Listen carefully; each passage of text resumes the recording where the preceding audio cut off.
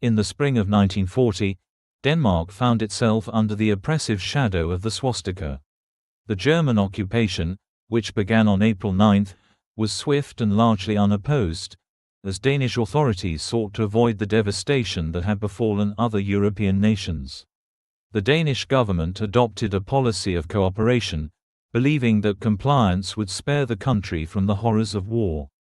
However, this uneasy peace masked a growing undercurrent of resistance, particularly among those who felt the weight of the occupation most acutely, the fishermen of the Øresund Strait. The Øresund Strait, a narrow body of water separating Denmark from neutral Sweden, is a vital maritime route that has historically served as a conduit for trade and cultural exchange. Its waters, while beautiful, are also treacherous, with strong currents and unpredictable weather patterns.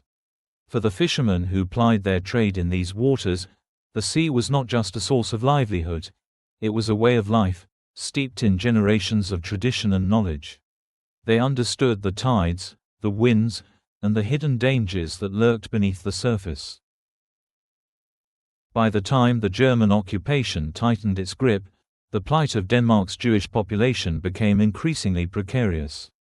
Initially, the Danish government managed to shield its Jewish citizens from the worst of Nazi policies, but as the war progressed, the pressure from Berlin mounted. In this context, the idea of using fishing boats to transport Jews to safety across the Øresund was met with skepticism and derision. Many locals, including some within the resistance, dismissed the notion as suicidal. The strait, though narrow, was heavily patrolled by German naval forces, and the Gestapo's presence in Denmark was growing more oppressive by the day. The risks seemed insurmountable, and the fishermen were often seen as reckless dreamers, foolishly courting disaster. Yet, the fishermen were intimately familiar with the waters and the rhythms of the sea. They understood that their knowledge could be a lifeline for those in desperate need. A small group of determined individuals began to coalesce around the idea of a clandestine operation. Among them was Knud Dyby, a fisherman whose deep-rooted sense of justice and compassion would propel him into the heart of the resistance. Dyby and his compatriots knew that the operation would require more than just courage. It would need careful planning and coordination. They began to quietly gather intelligence, mapping out patrol routes and identifying potential safe havens along the Swedish coast. The skepticism they faced was not unfounded. The Gestapo's reach was extensive, and informants were a constant threat. The fishermen understood that any misstep could lead to catastrophic consequences, not only for themselves but also for the lives they sought to save. Yet, as the situation for Denmark's Jewish population grew increasingly dire, their resolve only strengthened. They recognized that the stakes were high, and failure could mean not only the deaths but the deaths of those they sought to protect. It was a risk they were willing to take. Daily life in Denmark during the occupation was marked by a pervasive atmosphere of fear and uncertainty. The German military presence was felt in every corner of society, from the streets of Copenhagen to the rural fishing villages along the coast. Curfews were imposed, and the populace was subjected to constant surveillance. Yet, amid this oppression, the fishermen found ways to communicate and organize. They held clandestine meetings in the back rooms of cafes or in the quiet of the countryside, where plans could be discussed away from prying eyes. The fishermen's intimate knowledge of the sea and their understanding of the local geography became invaluable assets in their efforts to establish a network of resistance. As whispers of the plan to use fishing boats to transport Jews began to circulate, the fishermen faced not only skepticism but also outright hostility from some quarters. Many locals were afraid of the repercussions of defying the Nazis, and the idea of risking their lives for others was met with incredulity. However, the fishermen were undeterred. They believed that their actions could make a difference, that they could stand against the tide of tyranny that threatened to engulf their country. In the face of this derision, the fishermen began to forge alliances with local resistance groups and sympathetic members of the Jewish community. They shared information and resources, laying the groundwork for a network that would soon become a lifeline for those seeking to escape the clutches of the Nazis. The operation would require meticulous planning, and the fishermen began to develop a system of coded messages and signals to convey information without arousing suspicion. They understood that communication was key, and they worked tirelessly to ensure that their plans remained hidden from the watchful eyes of the Gestapo. As the fishermen prepared for the challenges ahead, they drew strength from their shared commitment to a common cause. They were not just individuals risking their lives, they were part of a larger movement, a collective effort to resist the Nazi regime and protect the vulnerable. The camaraderie that developed among them became a source of inspiration, fueling their determination to see the operation through. Despite the ridicule and skepticism, the fishermen's resolve only deepened. They understood that they were embarking on a dangerous journey, one that would test their courage and ingenuity. Yet, they were driven by a profound sense of duty and compassion, a belief that they could make a difference in the lives of those who were suffering. As they prepared to take the first steps toward their audacious goal, they knew that they were not just fighting for survival, they were fighting for the very soul of their nation. By 1941, the situation for Jews in Denmark had become increasingly dire.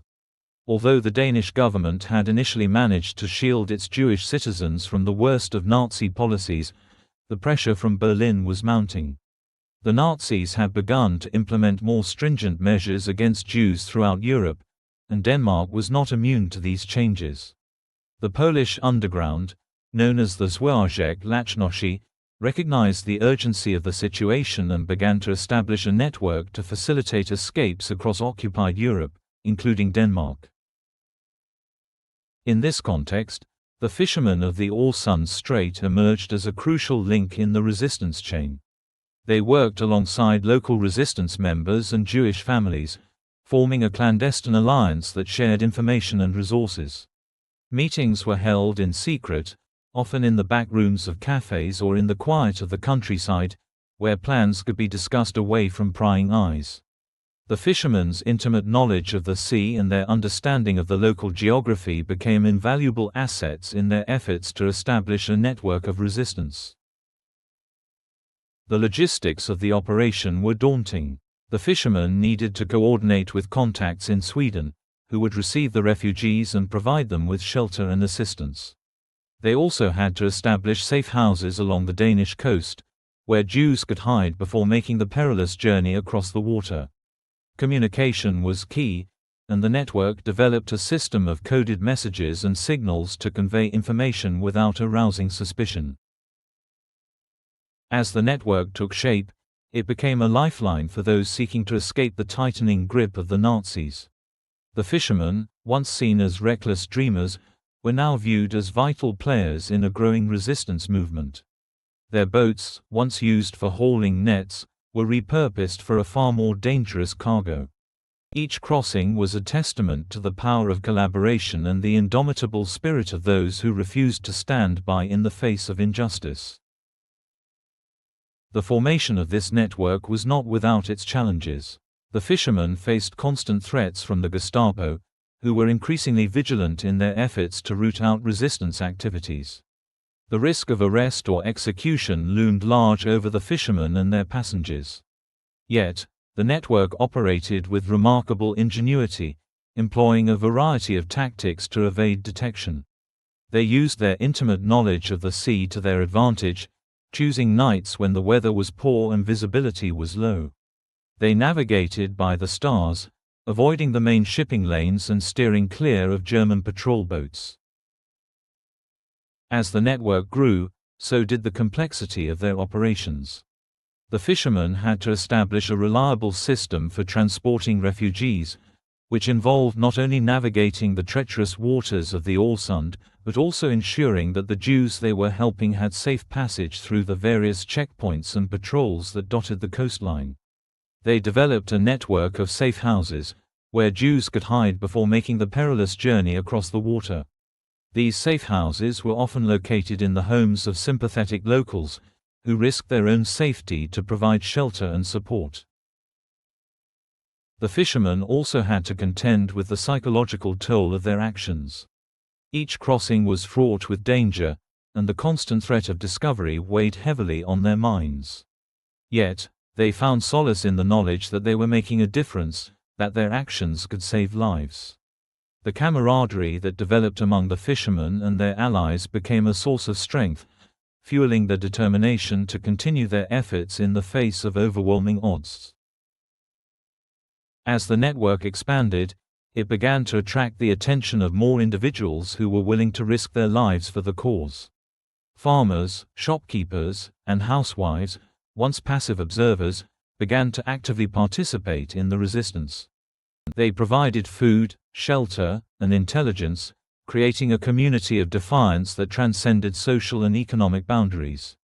The Danish resistance had become a collective endeavor, a testament to the power of unity in the face of oppression. The fishermen's efforts were not without their setbacks. The Gestapo, aware that something was amiss, increased their efforts to root out the resistance. Raids on suspected safe houses became more frequent, and the threat of betrayal loomed large. Yet, the network's resolve only deepened. Each successful crossing bolstered their confidence and strengthened their commitment to the cause. The fishermen. As 1941 drew to a close, the stage was set for a larger operation, one that would test the limits of their courage and ingenuity.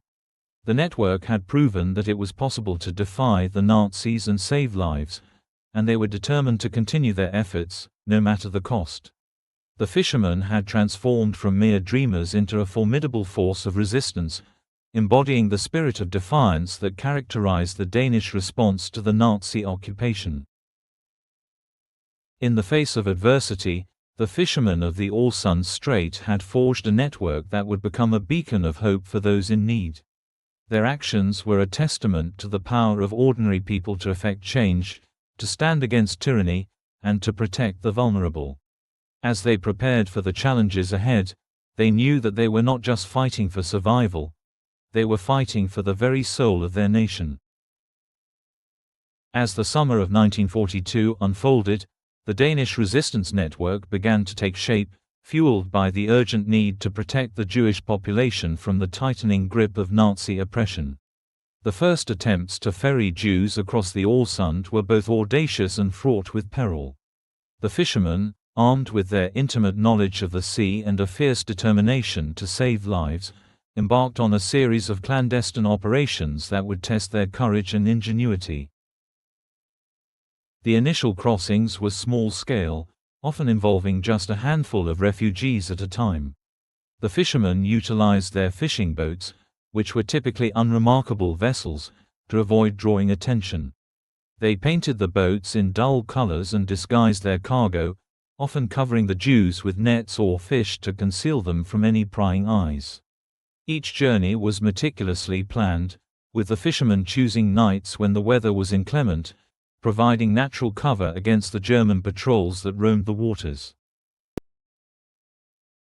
To coordinate these operations, the network developed a system of coded communication that allowed them to share vital information without arousing suspicion. Fishermen would gather in small groups at local taverns or secluded spots along the coast, using seemingly innocuous phrases to convey messages. For example, a request for fresh fish might indicate that a crossing was imminent, while the tide is high could signal that conditions were favorable for a journey. This clever use of language allowed the network to operate under the radar, evading the watchful eyes of the Gestapo. As the fishermen began to successfully transport small groups of Jews, word of their efforts spread within the community. Jewish families, desperate to escape the looming threat of deportation, began to seek out the fishermen, often approaching them in hushed tones and with fearful glances. The fishermen, understanding the gravity of the situation, welcomed these families with open arms, often providing them with food and shelter before their perilous journey across the strait. However, the risks were ever present. The Gestapo, suspicious of any unusual activity, intensified their patrols along the coast and in the waters of the Øresund. The The fishermen faced the constant threat of arrest, not only for themselves but also for the Jews they were trying to save. The stakes were high. Failure could mean execution or imprisonment. Yet, the resolve of the fishermen only deepened as they witnessed the fear and desperation in the eyes of those they sought to help. In one notable incident, a group of fishermen set out on a particularly stormy night to rescue a family of 4. The weather was treacherous, with high winds and choppy waters, but the fishermen pressed on, driven by a sense of duty. As they approached the designated pickup point, they spotted the family huddled together on the beach, their faces pale with fear. The fishermen quickly ushered them aboard, covering them with nets and fish to conceal their presence. The journey across the Øresund was harrowing, with waves crashing against the boat and the constant fear of being spotted by German patrols. Yet, they arrived safely on the Swedish shore, where the family was greeted by local resistance members who provided them with shelter and assistance. As these small-scale operations continued, the network began to refine their tactics. They established a series of safe houses along the Danish coast, where Jews could hide before making the crossing. These safe houses were often located in the homes of sympathetic locals who understood the risks involved and were willing to lend their support. The fishermen coordinated with these safe houses, ensuring that there was always a place for refugees to rest and regroup before embarking on their journey. Despite the growing success of the operation, the fishermen remained acutely aware of the dangers they faced. The Gestapo was relentless in their pursuit of resistance members, and the threat of betrayal loomed large. Informants were a constant danger, and the fishermen took great care to vet those they worked with, ensuring that only trusted individuals were involved in the operation. They understood that the success of their efforts depended not only on their bravery but also on their ability to maintain secrecy and avoid detection. As the summer of 1942 drew to a close, the fishermen had successfully transported dozens of Jews to safety, each crossing a testament to their courage and determination. The network had begun to take shape, but the challenges ahead would require even greater coordination and resolve. The stakes were rising, and the fishermen knew that they needed to expand their efforts if they were to save the thousands of Jews who remained in Denmark. By early 1943, the clandestine efforts of the Danish fishermen and their allies had evolved into a sophisticated and well-coordinated operation. The network, once a fragile web of whispered plans and cautious alliances, had transformed into a robust lifeline for the Jewish community in Denmark. As the fishermen navigated the treacherous waters of the Øresund Strait, their small boats became vessels of hope, each crossing a testament to human resilience and solidarity. The scale of the operation was staggering. The network had successfully transported hundreds of Jews across the Øresund, and as word spread, the number of those seeking refuge grew exponentially. The fishermen, they had become symbols of resistance, embodying the spirit of defiance that was beginning to take root in Danish society. To meet the increasing demand for crossings, the network expanded its operations. The fishermen began to collaborate more closely with local resistance groups, pooling resources and sharing intelligence. They established a system of communication that allowed them to coordinate efforts across different regions, ensuring that they could respond quickly to the needs of those seeking refuge. This collaboration was crucial, as it allowed the network to operate more effectively and evade the ever-watchful eyes of the Gestapo. The fishermen also began to employ more sophisticated tactics to maintain secrecy. They utilized decoys, sending out false fishing boats to draw attention away from their true operations. These decoys would create a diversion, allowing the real boats to slip quietly across the strait with their precious cargo. Additionally, they developed a network of lookout points along the coast, where trusted individuals would monitor the movements of German patrols and relay information back to the fishermen. This intelligence was invaluable, allowing them to time their crossings with precision and avoid detection. As the network grew, so did the involvement of the civilian population. Farmers, shopkeepers, and housewives, once passive observers, began to actively participate in the resistance. They provided food, shelter, and intelligence, creating a community of defiance that transcended social and economic boundaries. The Danish resistance had become a collective endeavor, a testament to the power of unity in the face of oppression. One particularly daring operation took place in the spring of 1943, when a group of fishermen organized a large-scale crossing to transport a significant number of Jews at once. The plan was ambitious, involving multiple boats and a carefully coordinated schedule. The fishermen gathered intelligence on German patrols, timing their departure for a night when the moon would be hidden behind clouds, providing cover for their journey. As the boats set out, the tension was palpable. Each fisherman understood the risks involved, but they pressed on, driven by a shared sense of purpose. The crossing was fraught with danger, with the constant threat of discovery looming over them. Yet, as they navigated the dark waters of the Øresund, the fishermen remained focused on their mission, their hearts filled with hope for those they were saving. Upon reaching the Swedish shore, the fishermen were met by local resistance members who had prepared for their arrival. The refugees were quickly ushered to safe houses, where they would receive food, medical care, and support as they adjusted to their new surroundings. The success of this operation was a turning point for the network, demonstrating the power of collaboration and the effectiveness of their strategies. As the months passed, the fishermen continued to refine their tactics and expand their operations. They established a series of safe houses along the Danish coast, where Jews could hide before making the crossing. These safe houses were often located in the homes of sympathetic locals who understood the risks involved and were willing to lend their support. The fishermen coordinated with these safe houses, ensuring that there was always a place for refugees to rest and regroup before embarking on their journey. The growing scale of the operation did not go unnoticed by the Gestapo. As the network became more effective, the Nazis intensified their efforts to root out the resistance. Raids became more frequent, and the threat of arrest loomed larger than ever. Yet, the fishermen and their allies remained undeterred. Each successful crossing bolstered their confidence and strengthened their commitment to the cause. In the face of increasing danger, the network adapted, employing new strategies to maintain secrecy and evade detection. They utilized coded messages and false identities to protect those involved, ensuring that their operations remained hidden from the prying eyes of the Gestapo. The fishermen understood that their success depended not only on their bravery but also on their ability to maintain secrecy and avoid detection.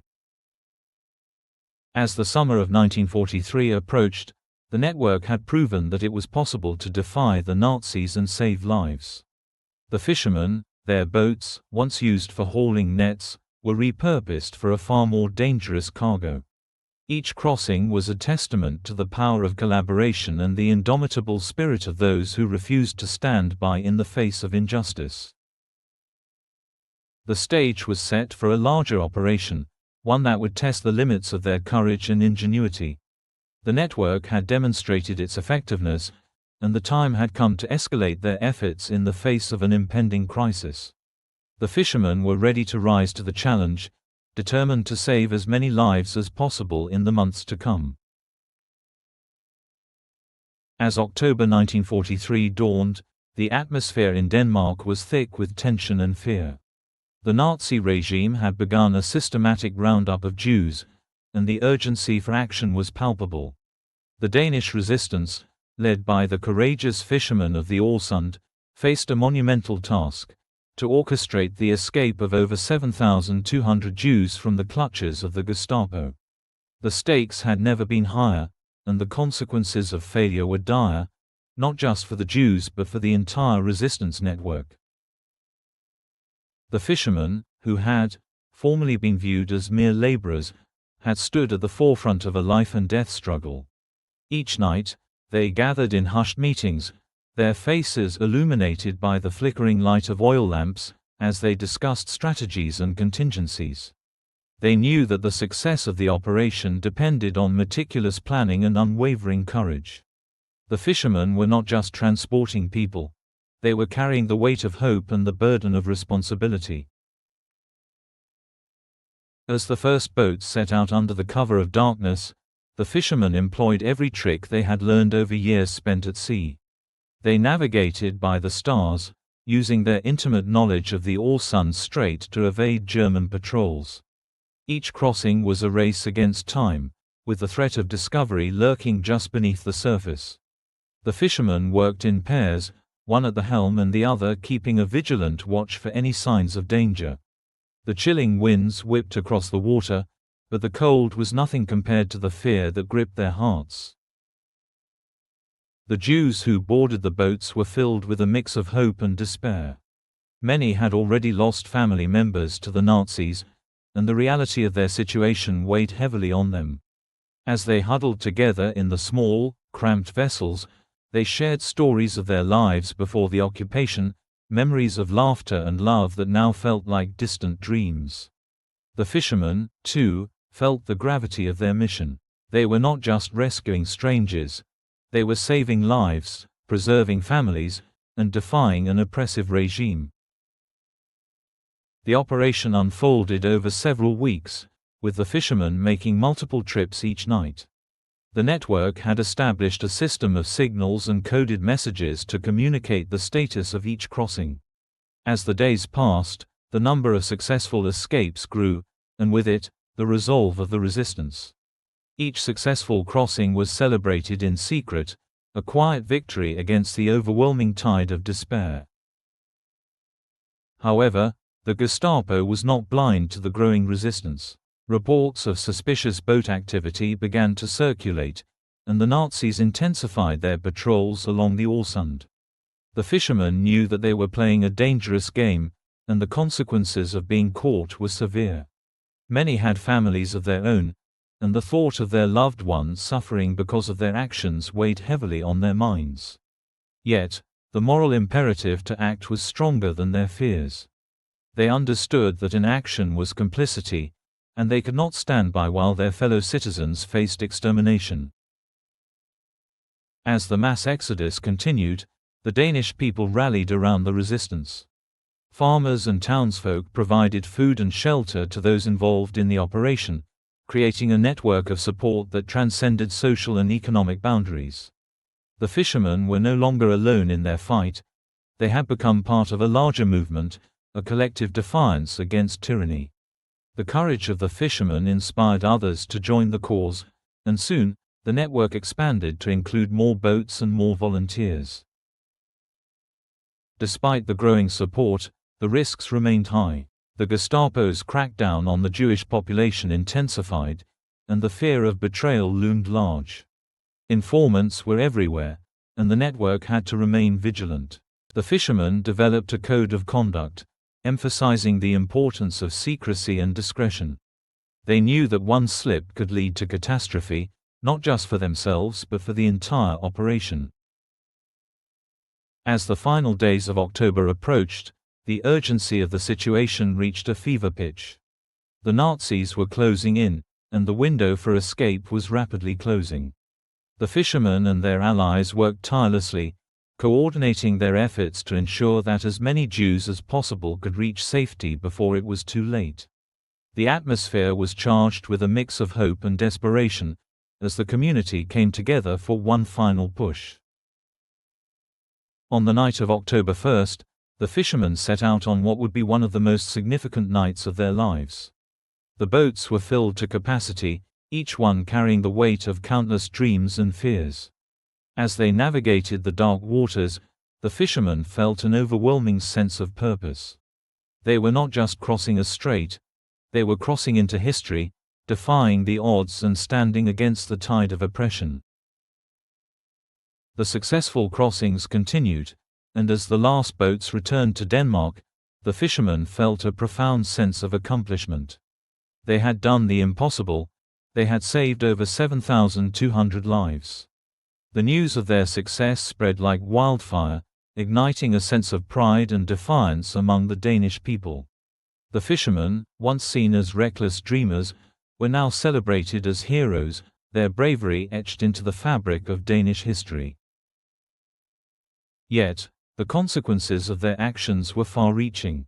The Gestapo, humiliated by their inability to prevent the mass exodus, intensified their efforts to root out the resistance. The fishermen and their allies knew that they had drawn the ire of the Nazis, and the threat of retaliation loomed large. But they also understood that they had ignited a spark of hope in their community, a flame that would not be easily extinguished. During the war continued, the legacy of the fishermen and the resistance network would serve as a powerful reminder of the impact of collective action in the face of tyranny. Their courage and determination would inspire future generations to stand against injustice, to fight for what is right, and to never forget the lessons of history. The aftermath of the mass exodus in October 1943 marked a profound transformation in Danish society. The actions of the fishermen and the resistance network had not only saved thousands of lives, but had also reshaped the national consciousness. The once divided populace had united in a common cause, standing together against the oppressive forces of the Nazi regime. The impact of this collective defiance reverberated throughout the country, fostering a newfound sense of identity and purpose among the Danish people. In the wake of the successful escape of over 7,200 Jews, the narrative surrounding the resistance shifted dramatically. No longer were the fishermen viewed as mere laborers or reckless dreamers, they had become symbols of courage and resilience. Their actions inspired a wave of patriotism that swept through the nation, igniting a spirit of defiance that transcended social and economic boundaries. The Danish people began to see themselves not just as passive subjects of occupation, but as active participants in the fight against tyranny. The transformation was palpable in the streets. Public displays of solidarity with the Jewish community became more frequent, as citizens wore yellow stars in a show of support and defiance. The once quiet whispers of resistance grew louder, and the fishermen found themselves at the center of a burgeoning movement. Their bravery had galvanized the population, and ordinary citizens began to take up the mantle of resistance, providing food, shelter, and intelligence to those involved in the fight against the Nazis. However, this newfound unity was not without its challenges. The Gestapo, enraged by the mass exodus, intensified their efforts to root out the resistance. The threat of betrayal loomed large, and the network had to remain vigilant. Informants were everywhere, and the fear of discovery hung over the heads of those involved in the resistance. The fishermen and their allies understood that they were playing a dangerous game, and the consequences of being caught could be catastrophic. Moral dilemmas began to surface within the resistance. As the network expanded, so did the complexity of their operations. Fishermen who had once been solely focused on saving lives now found themselves grappling with difficult decisions. How far were they willing to go to protect their fellow citizens? What sacrifices were they prepared to make? The lines between right and wrong blurred as they navigated the treacherous waters of resistance and survival. The fishermen's resolve was tested as they faced the harsh realities of their actions. They had become heroes in the eyes of the public, but they also bore the weight of responsibility for the lives they had saved. Each successful crossing was a victory, but it also brought with it the burden of knowing that their actions had drawn the ire of the Nazis. The fishermen were acutely aware that their bravery could lead to dire consequences, not only for themselves but for their families and communities. As the war dragged on, the impact of the resistance began to reshape the very fabric of Danish society. The once silent majority had found their voice, and the spirit of defiance continued to grow. The fishermen, once seen as outliers, had become integral to the national identity. Their actions served as a reminder that ordinary people could make extraordinary choices in the face of oppression. The legacy of the resistance was not limited to the immediate impact of the mass exodus. It also laid the groundwork for a post-war Denmark that would grapple with the moral complexities of collaboration and resistance. As the war came to an end, the nation would be forced to confront its past, to reckon with the choices made during the occupation, and to honor the sacrifices of those who had stood against tyranny. In the years that followed, the story of the Danish fishermen and the resistance network would be immortalized in history books and memorials. Their bravery would serve as a powerful reminder of the impact of collective action in the face of injustice. The narrative of the Øresund crossings became a symbol of hope and resilience, inspiring future generations to stand against oppression and to fight for what is right. As Denmark emerged from the shadows of war, the legacy of the fishermen and their allies would continue to resonate.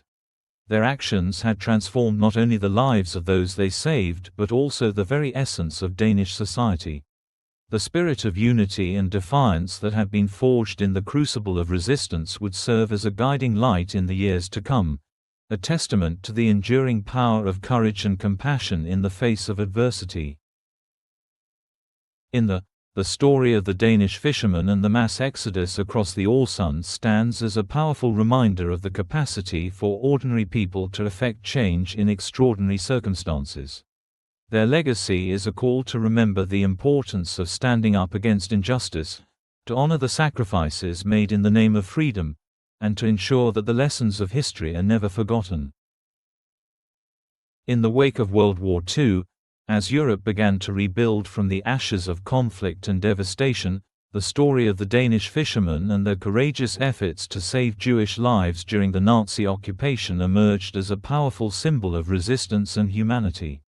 The legacy of their actions would resonate far beyond the shores of the Øresund Strait, influencing the collective memory of the Holocaust and shaping the narrative of civilian resistance against tyranny. The immediate aftermath. As the war came to an end in 1945, Denmark, like many other nations, faced the daunting task of reckoning with its recent past. The liberation from Nazi occupation was met with a mixture of relief and reflection. The Danish people were confronted with the reality of the Holocaust and the suffering endured by their Jewish compatriots. While Denmark had managed to save a significant portion of its Jewish population, the scars of war and the loss of life across Europe weighed heavily on the national conscience. In the immediate aftermath, the stories of the fishermen and the resistance network began to surface. Survivors of the Holocaust, many of whom had found refuge in Sweden, returned to Denmark to share their experiences. Their narratives, intertwined with the bravery of the fishermen, painted a vivid picture of hope amid despair. The Danish public, eager to understand the full scope of the resistance effort, began to engage with these stories, leading to a broader recognition of the role that ordinary citizens played in defying the Nazi regime. Commemoration and recognition. As the years passed, the legacy of the Danish resistance was formally commemorated in various ways. Monuments and memorials were erected to honor the bravery of the fishermen and the countless individuals who risked their lives to save their Jewish neighbors. One notable site is the Memorial to the Danish Jews, located in the heart of Copenhagen, which serves as a poignant reminder of the resilience and courage displayed during those dark times. In addition to physical memorials, the stories of the Danish resistance were integrated into educational curricula, ensuring that future generations would learn about the moral courage exhibited by their forebears. Schools across Denmark began to teach the history of the Holocaust and the Danish resistance, emphasizing the importance of standing up against injustice and the power of collective action. The Danish government also took steps to recognize the contributions of those involved in the rescue efforts.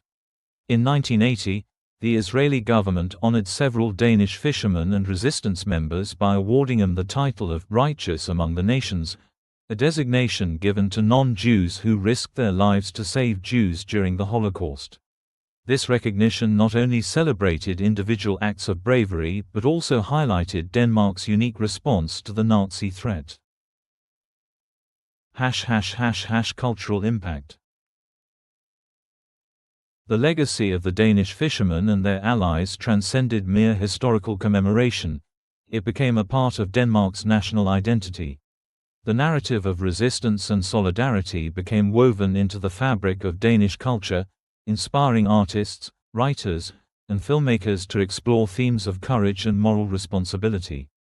Documentaries, books, and films depicting the events of the Øresund crossings emerged, ensuring that the stories of those who fought against oppression would not be forgotten. One such film, The Danish Solution, The Rescue of the Danish Jews, released in 2003, brought renewed attention to the events of 1943, showcasing the bravery of the fishermen and the collaborative efforts of the Danish resistance. The film not only educated audiences about this critical chapter in history, but also sparked discussions about the moral imperatives of standing up against injustice in contemporary society. Long-term impact on Danish society. The actions of the Danish fishermen and the resistance network had a profound and lasting impact on Danish society. The successful rescue of over 7,200 Jews fostered a sense of national pride and unity, reinforcing the idea that ordinary citizens could make a difference in the face of tyranny. This collective memory of resistance became a cornerstone of Denmark's post-war identity, shaping the country's approach to issues of justice, human rights, and social responsibility. In the decades following the war, Denmark positioned itself as a champion of human rights and humanitarian efforts. The legacy of the resistance served as a moral compass, guiding the nation in its commitment to protecting the vulnerable and standing against oppression. This ethos was reflected in Denmark's foreign policy, which increasingly emphasized human rights advocacy and support for refugees and displaced persons around the world. Moreover, the Danish experience during the Holocaust prompted a broader reflection on the responsibilities of individuals and societies in the face of injustice. The narrative of the fishermen and their allies became a powerful reminder of the importance of moral courage and the necessity of standing up for what is right, even when faced with overwhelming odds. This lesson resonated not only within Denmark, but also across the globe, influencing movements for justice and human rights in various contexts. A call to action. The legacy of the Danish fishermen and the resistance network serves as a call to action for future generations. It challenges individuals to reflect on their own responsibilities in the face of injustice and to consider how they might respond when confronted with moral dilemmas. The story of the Øresund crossings is not just a historical account, it is a living testament to the power of compassion, solidarity, and the human spirit.